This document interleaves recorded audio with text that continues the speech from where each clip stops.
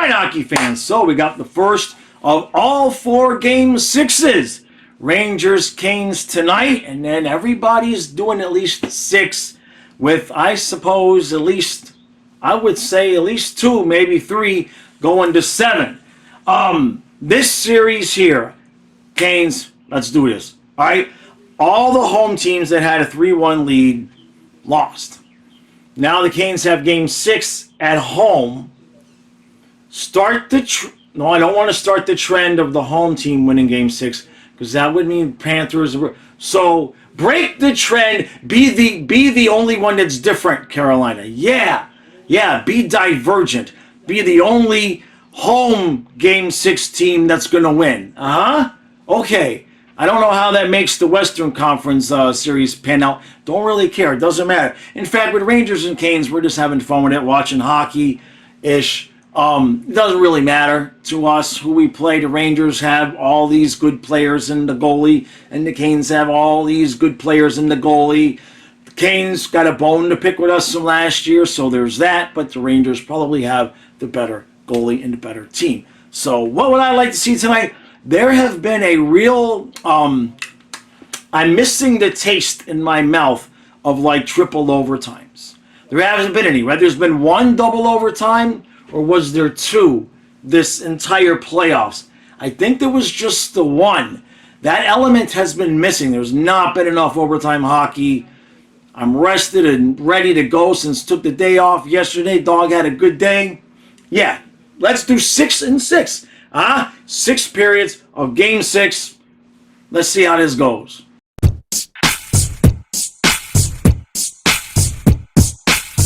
So it's 1-0 Carolina after 1. Puck gets dumped in deep. Nobody covers Nietzsche in front. Martin Nook sends it. Boom, boom. And it's 1-0. And I would just like to pass on a friendly warning to the Rangers. If you keep playing like this, you are going to lose the series. The Canes have clearly already played the worst hockey in this series that they're going to play. And Anderson is playing well. The offense of the Rangers is just completely just like there's no puck possession. There's nothing. The Canes are kind of taking over things just a little bit here. I'm looking at it from a position of if I was a Rangers fan. So if this was happening to my Panthers right about now I'd be worried. They lost game 5, first period of game 6. Looks kind of like game 5. Okay, let's move on to the second period.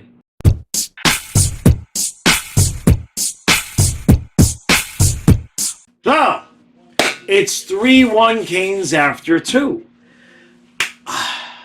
I do not want to. There is a fluffy hair right on the edge of I lay down on the floor with them during the intermissions. I lay down with my blanket, so I always get fluffy hair on me. So, are the Rangers going to do this now? I know it's only game 6, but I guess the record is 205-4 or something like that. Teams that had a 3-0 series lead. Now, there's one thing to blow a 3-1 series lead. Teams have been, that happens. But to get reverse swept, and again, I know this is game 6, but the Canes are just all over the Rangers. I mean, the Rangers just can't get anything going. They got the 1 goal. They almost did get another one. It was saved at the goal line. So Rangers obviously not out of this game. We could be coming back here at the end of the next period, and it's done and over with, and the Rangers won. Shesterkin looking great. He's made some decent saves towards the end of this period, but he's not Vezina Igor. Let's just put it that way right now. If this continues, we're going to be doing Game 7 on Saturday. So,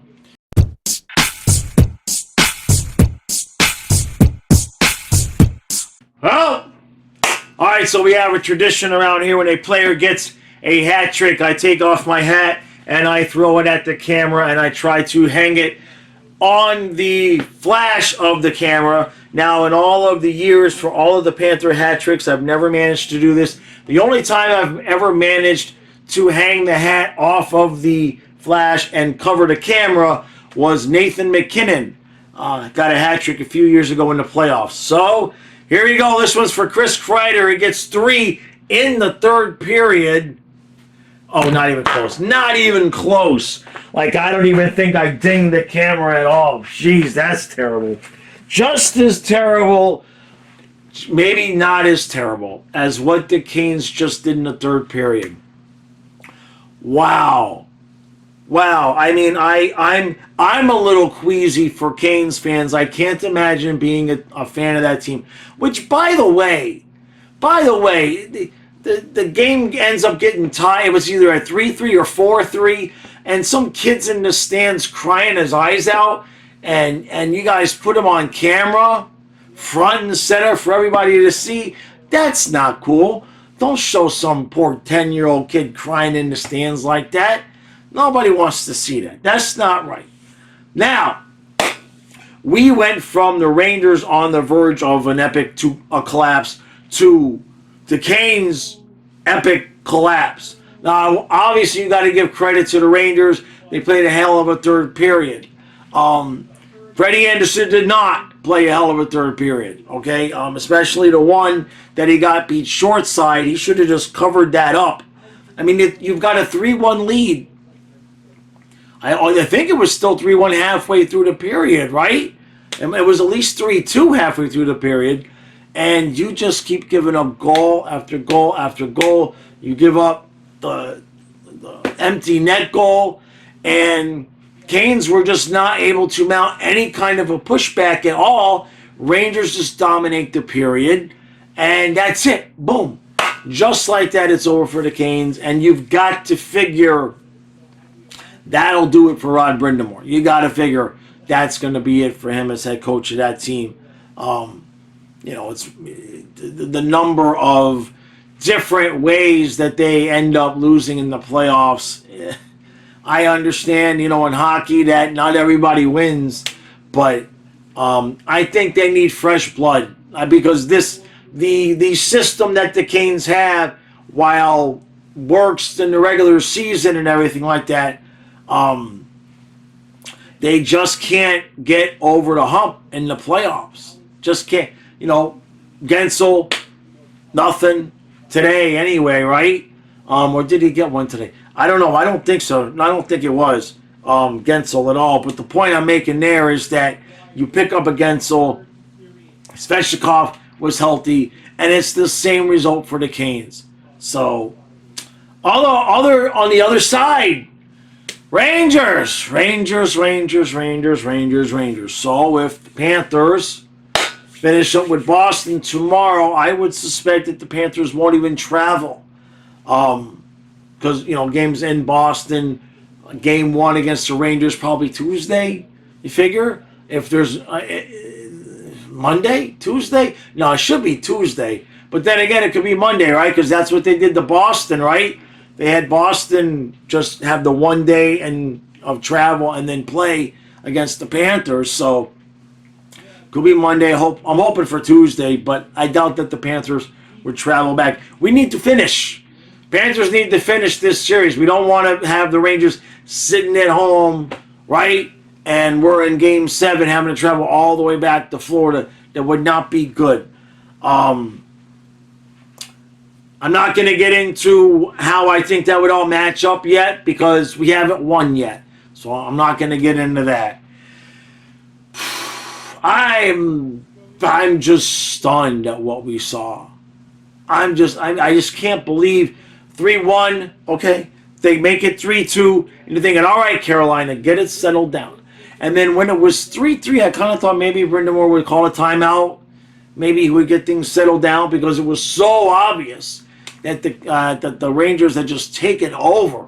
They had just completely taken over, and he just kept playing, no timeout until a minute and a half left with the empty net, and he's drawing up plays. It's a little late at that point. You've choked it away. And so that record of winning series after being up 3-0, that is now still only 4 teams that have ever come back. It's not easy. So I know saying that the Canes choked is a little bit harsh, but inside of this game, there's nothing else to say. when you start an elimination game ahead 3-1 at the start of the period, and at the end of the period it's 5-3 and you lost. That's a choke job. They held those sticks too tight, and I don't understand why, because the Canes already know what it takes to get to the Eastern Conference Finals.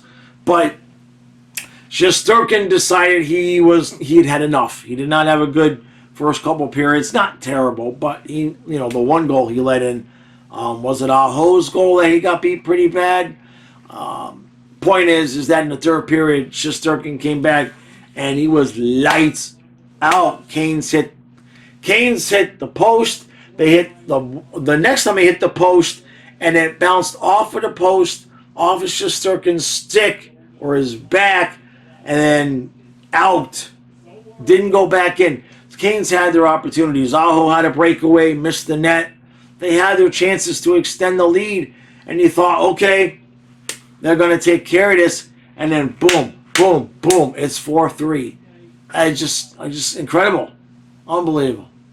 That's an unfortunate way for Brindamore to lose his job, but that's got to be his job. We'll put it that way. All right, that's gonna do it. I'm stunned. We were all ready for Game 7, and then we were thinking overtime, and it's just like, kind of just like deflated. It's like, damn, I wanted to see the Game 7 with the epic collapse as a possible thing, and now Panthers got to finish off the Bruins, so it'll be Panthers Rangers. And that series, we'll talk about it if it comes to fruition.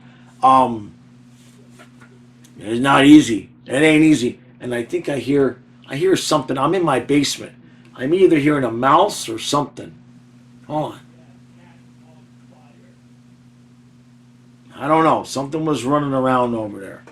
Oh, yeah, I heard it. I heard it again. There's something in a box. There's something in a box over here. It's either that or it's raining outside and the roof is leaking. All right, that's going to do it for tonight. We'll see you tomorrow morning at noon, and then we'll see you tomorrow night for Panthers Bruins Game 6. And hopefully we can finish it up too.